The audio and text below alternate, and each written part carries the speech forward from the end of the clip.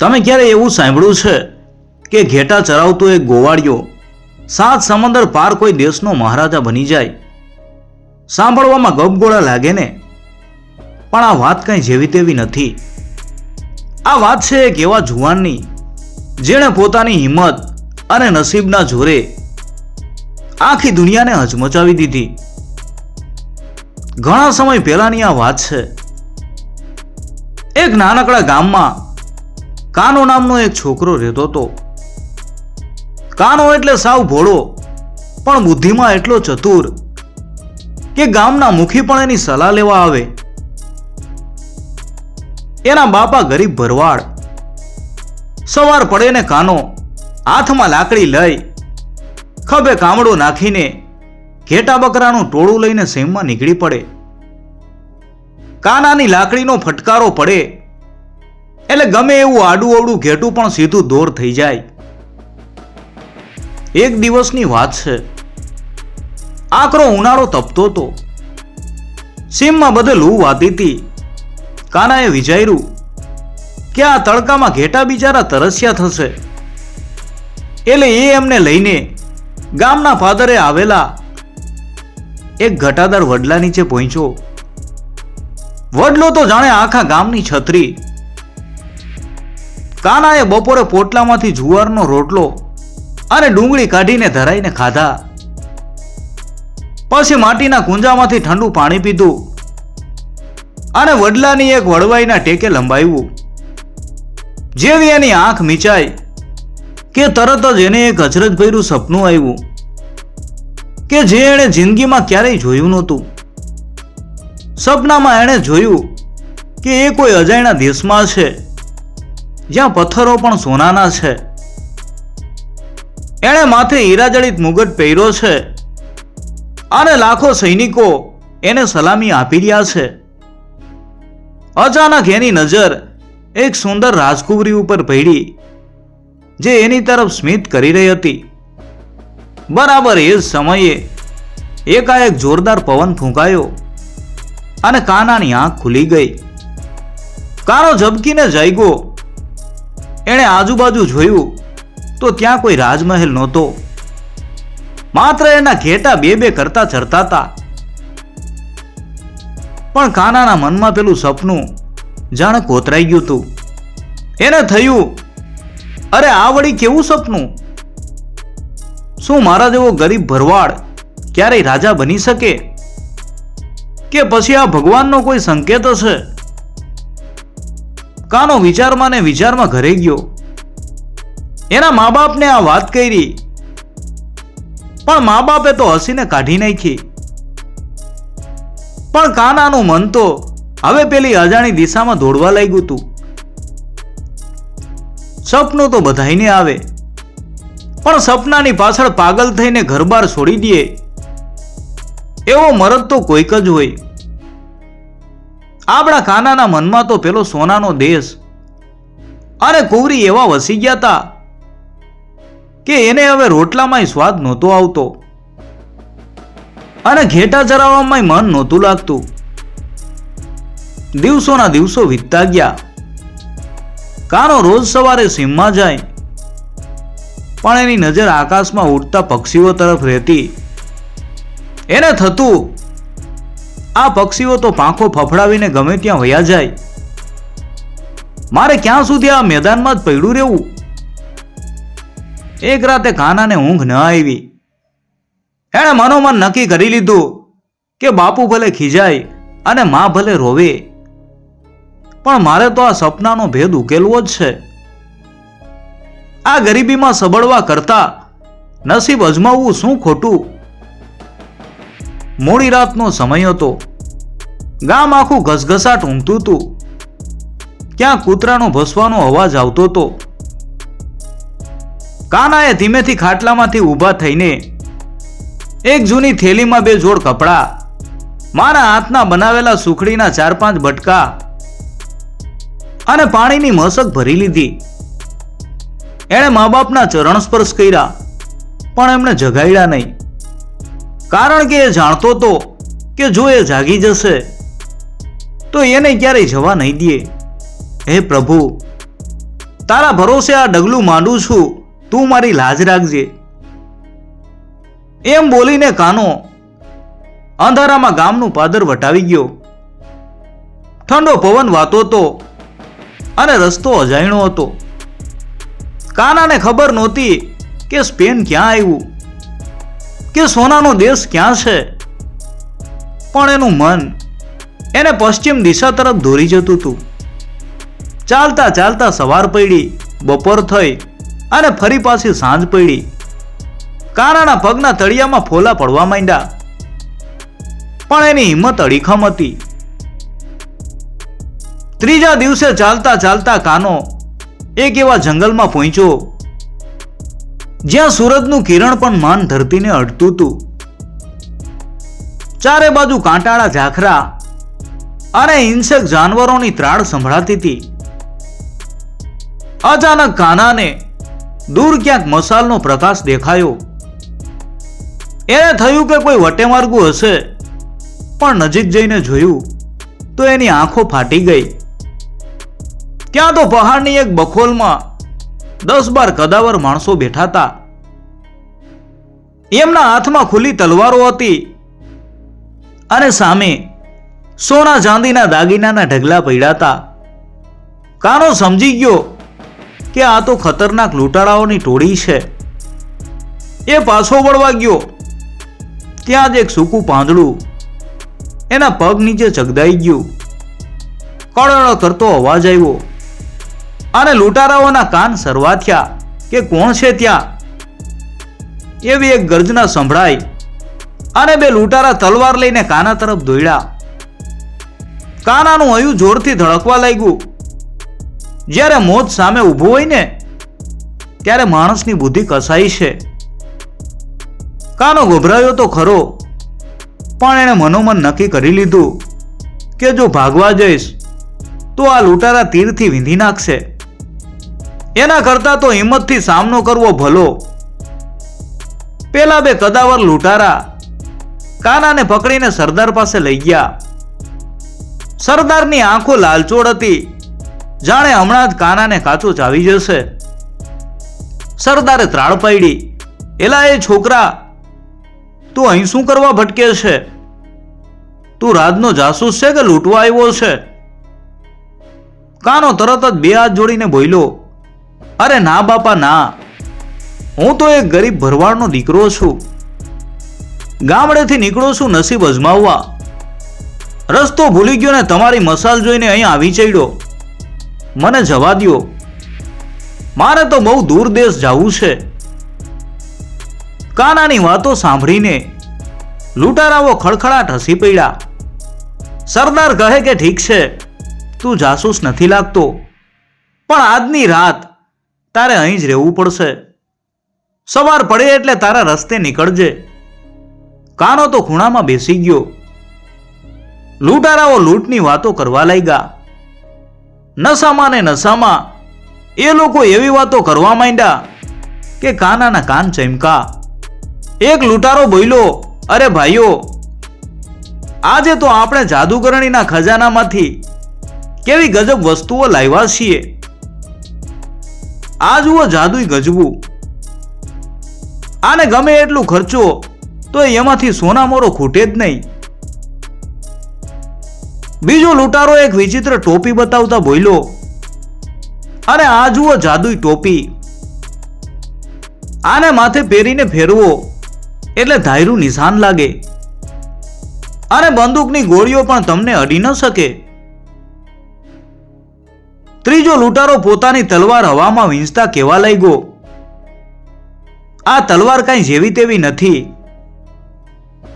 આની અણી જો જમીનમાં ખોસો ને તો આખું લશ્કર જમીનમાંથી પ્રગટ થાય.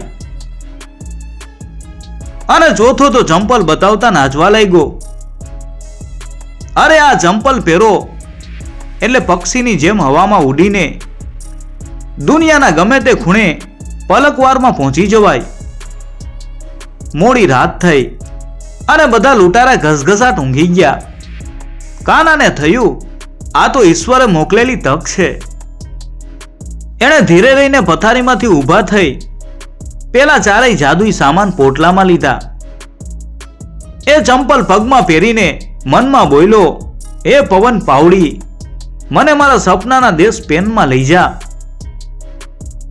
હજુ તો કાનો બોલીને રહ્યો ત્યાં જ ફુરુરુ કરતો એ હવામાં ઉડ્યો. ઠંડો પવન એના મોઢા ઉપર અથડાવા લાગ્યો અને નીચે ધરતી નાની દેખાવા માંડી. એને વડલા નીચે જોયેલું સપનું યાદ આવ્યું. થોડી જ વારમાં પાવડીઓએ એને એક એવા દેશમાં ઉતાર્યો જ્યાં આલિશાન કિલ્લાઓ હતા અને લોકોના પહેરવેશ સાવ અલગ હતા. કાનો સમજી ગયો કે એ સ્પેન પહોંચી ગયો છે. કાનો તો હરખાઈને આવ્યો તો કે સ્પેન જઈને રાજા બનીશ, પણ ત્યાં જઈને જોયું તો આખું શહેર બીકમાં ફફડતું હતું. લોકો ઘરના બારણા દઈને અંદર ભરાઈ ગયા હતા.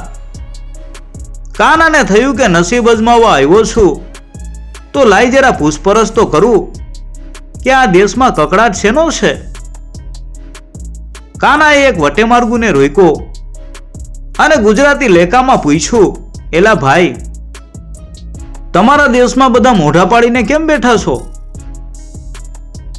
કોઈ મેળા તહેવાર જેવું કેમ નથી લાગતું? પેલો માણસ બિચારો ગભરાયેલો હતો.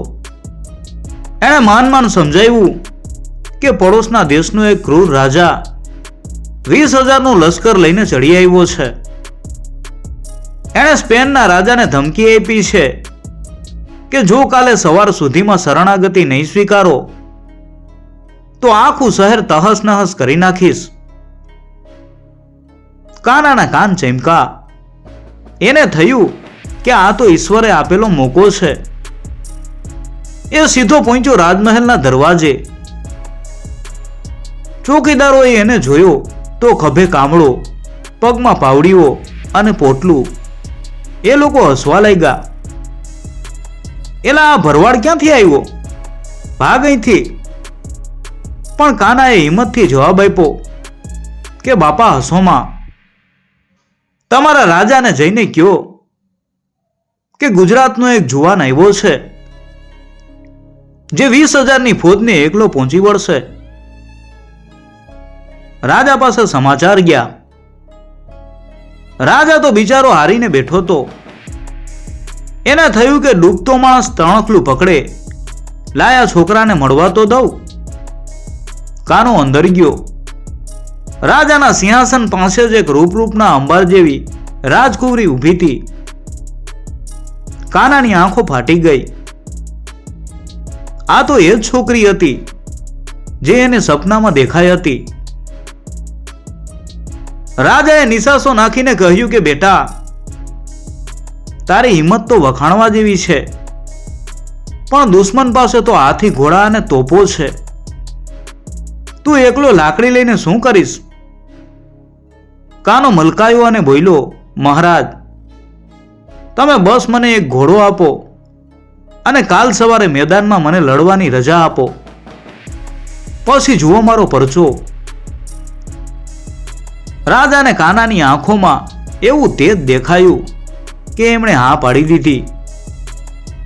કાનો એ રાતે મહેલમાં સૂતો, પણ એની ઊંઘ ઉડી ગઈ હતી. એણે પેલું જાદુઈ પોટલું ખોલ્યું. જાદુઈ ગજવું પાસે હતું, ટોપી તૈયાર હતી અને પેલી રહસ્યમય તલવાર. કાનાએ વિચાર્યું, કાલે તો આખા સ્પેનને ખબર પડશે કે ગુજરાતનો દીકરો શું વસ્તુ છે. સવારનો સૂરજ હજુ તો ડુંગરાની પાછળથી ડોકિયું કરતો હતો. ત્યાં તો સ્પેનની સીમમાં દુશ્મનોની ફોજનું કાળું ડિબાંગ વાદળ છવાઈ ગયું. 20,000 સૈનિકોના ઘોડાની ખરીઓથી ધરતી ધ્રુજતી હતી અને બીજી બાજુ આપણો કાનો એકલો અટુલો ઘોડા ઉપર સવાર થઈને મેદાનની વચોવચ ઊભો હતો. દુશ્મન રાજાના સૈનિકો તો કાનાને જોઈને હસી હસીને લોથપોથ થઈ ગયા. એક સૈનિક બોલ્યો, અરે ઓ છોકરા, આ લાકડાની તલવાર લઈને અમને રોકવા આવ્યો છે? ઘરે જઈને માના હાથના રોટલા ખા, અહીં તો લોહીની નદીઓ વહેશે. કાનો કઈ બોલ્યો નહીં. એના ચહેરા ઉપર તો પેલું મરક મરક સ્મિત હતું. એણે ધીરે રહીને પોતાની જાદુઈ ટોપી માથે ચડાવી અને ફેરવી. એ સાથે જ દુશ્મનોની તોપોમાંથી છૂટેલા ગોળા કાનાને અડવાના બદલે હવામાં ફટાકડાની જેમ ફૂટવા લાગ્યા. દુશ્મનો તો અચંબિત થઈ ગયા. આ તે માણસ છે કે કોઈ ભૂત? એ લોકો કઈ સમજે એ પેલા કાનાએ પોતાની પેલી રહસ્યમય તલવાર મ્યાનમાંથી બહાર કાઢી. તલવારની ધાર જાણે વીજળીના લપકારા લેતી હતી. કાનાએ ઘોડાની એડી મારી અને મેદાનની બરાબર વચ્ચે જઈને તલવારની અણી જોરથી જમીનમાં ખોઈસી. 1 2 3 4 5 ધડામ ધડામ કરતો ધરતીકંપ આવ્યો હોય એમ જમીન ફાટી અને જોત જોતા તો એ ધરતીના પેટાળમાંથી હજારો સશસ્ત્ર ઘોડેસવારો બહાર નીકળવા માંડ્યા. 1-2 નહીં પણ પૂરા 50,000નું લશ્કર જમીનમાંથી પ્રગટ થયું. કાનાના આ જાદુઈ સૈનિકોની આંખોમાં અંગારા ઝરતા હતા. કાનાએ તલવાર ઊંચી કરીને ત્રાળ પાડી. જય ભવાની, તૂટી પડો મારા સૈનિકો, પછી તો પૂછવું જ શું. કાનાના લશ્કરે એવી તબાહી મચાવી કે દુશ્મનોના હોંશ ઉડી ગયા. પેલો અહંકારી રાજા તો ગભરાઈને હાથી ઉપરથી હેઠો પડ્યો. સ્પેનના સૈનિકો જે કિલ્લાની દિવાલ પાછળ છુપાઈને જોતા હતા એ પણ હર હર મહાદેવના નાદ સાથે મેદાનમાં કૂદી પડ્યા. બપોર ન થઈ ત્યાં તો દુશ્મન લશ્કર ઊભી પૂછડીએ ભાગ્યું. સ્પેનના રાજા અને પ્રજા તો આ જોઈને દંગ રહી ગયા. જે કામ હજારો સૈનિકો નહોતા કરી શક્યા એ કામ આ ગુજરાતના એક ગરીબ ભરવાડના દીકરાએ ચપટી વગાડતા કરી દીધું. આખું સ્પેન કાના મહારાજનો જય હોના નાદથી ગાજી ઉઠ્યું. જંગ જીત્યા પછી જ્યારે કાનો વિજય બનીને શહેરના દરવાજે પહોંચ્યો ત્યારે પ્રજાએ એના ઉપર ફૂલોનો વરસાદ કર્યો. સ્પેનના મહારાજા તો દોડતા દોડતા આવ્યા અને કાનાને ગળે લગાવી લીધો. રાજાની આંખોમાં હરખના આંસુ હતા. એ બોલ્યા કે બેટા કાના, આજે તે આખા દેશની લાજ બચાવી છે. તે અમને ગળાકાપ હારમાંથી ઉગાર્યા છે. બોલ, તારે શું જોઈએ છે? અડધું રાજ્ય આપું કે હીરા મોતીના ભંડાર ભરી દઉં? કાનો મરક મરક હસતા બોલ્યો, મહારાજ, મારે હીરા મોતીની લાલચ નથી. હું તો મારા ભાગ્યની દોરી પકડીને અહીં સુધી આવ્યો છું. રાજાએ તેને ઠાઠમાઠથી મહેલમાં ઉતારો આપ્યો. મહેલ તો કેવો, જાણે ઇન્દ્રપુરી. કાનાએ પહેલી વાર રેશમી ગાદલા ઉપર પગ મૂક્યો, પણ એને એના ગામના વડલાની છાયા યાદ આવતી હતી. સાંજે મહેલમાં ભવ્ય મિજબાની રાખવામાં આવી. ત્યાં રાજાની દીકરી રાજકુંવરી ઇસાબેલા આવી. એણે જોયું કે આટલો મોટો વિજય મેળવા પછી પણ આ જુવાન જરાય છકી નથી ગયો. એ તો સૌ સાદગીથી પલાઠી વાળીને બેઠો હતો. રાજકુંવરીએ કાનાને પૂછ્યું, તમે આટલું મોટું લશ્કર ક્યાંથી લાવ્યા હતા? અને તમારી આ જાદુઈ ચીજોનું રહસ્ય શું છે? કાનાએ ભોળપણથી બધી વાત કરી. પેલા લૂંટારાની, જાદુઈ ગજવાની અને પવન પાવડીની. એણે એ પણ કહ્યું કે રાજકુંવરી બા, મને તો સપનું આવ્યું હતું કે હું સ્પેનનો રાજા બનીશ અને તમારા જેવી રાજકુમારી મારી પત્ની હશે. બસ એ જ સપનું પૂરું કરવા હું 7 સમંદર પારથી આવ્યો છું. કાનાની આવી સાફ અને નિડર વાત સાંભળીને રાજકુંવરી મનોમન એને વરી ચૂકી. એને લાગ્યું કે સત્તા અને સંપત્તિ તો ઘણા પાસે હોય, પણ આવું સાફ હૃદય તો નસીબદારને જ મળે છે. એણે રાજાને ઈશારો કર્યો. રાજા પણ સમજી ગયા કે આ ગરીબ ભરવાડનો દીકરો હવે કોઈ સામાન્ય છોકરો નથી રહ્યો, એ તો દેવોનો અંશ છે. રાજાએ સભામાં એલાન કર્યું કે આવતા શુક્રવારે શુભ મુહૂર્તે કાનાના લગ્ન મારી દીકરી સાથે થશે અને એ જ દિવસે કાનાનો રાજ્યાભિષેક કરવામાં આવશે. આખો મહેલ ખુશીથી ઝૂમી ઉઠ્યો. રાજમહેલમાં લગ્નની તૈયારીઓ ધામધૂમથી ચાલતી હતી. ચારેય બાજુ શરણાઈઓ વાગતી હતી અને રંગબેરંગી રોશની ઝગમગાટ થતી હતી. પણ કાનો એકાંતમાં બેસીને આકાશ તરફ જોઈ રહ્યો હતો. રાજકુંવરી ઈસાબેલા એની પાસે આવીને બોલી, હે સ્વામી, તમે કેમ આટલા ઉદાસ છો? આજે તો આખા સ્પેનમાં આનંદનો અવસર છે. કાનો નિસાસો નાખીને બોલ્યો કે કુંવરી, મને આજે મારા મા બાપ બહુ યાદ આવે છે. એમને તો બિચારાને ખબર ય નથી કે હું જીવતો છું કે મરી ગયો. એમને જોયા વગર અને એમના આશીર્વાદ વગર હું આ સિંહાસન ઉપર કેવી રીતે બેસું? કાનાની વાત સાંભળીને રાજકુંવરીની આંખમાં પણ પાણી આવી ગયા.